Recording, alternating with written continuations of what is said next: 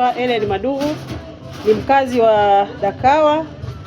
Nawakaribisha kwenye duka la Judy Fashion. Kwa kweli duka la Judy Fashion ni duka zuri, lina nguo nzuri kwa wadada, wamama wanaotaka kupendeza. Kama hivi mnavyoona, kuna vitu vizuri vya kupendeza kina dada. Tunapoelekea msimu wa sikukuu za Christmas na mwaka mpya, tunawakaribisha sana katika duka letu hili pendwa la Judy Fashion. Mdada, mama unayetaka kupendeza, karibu sana.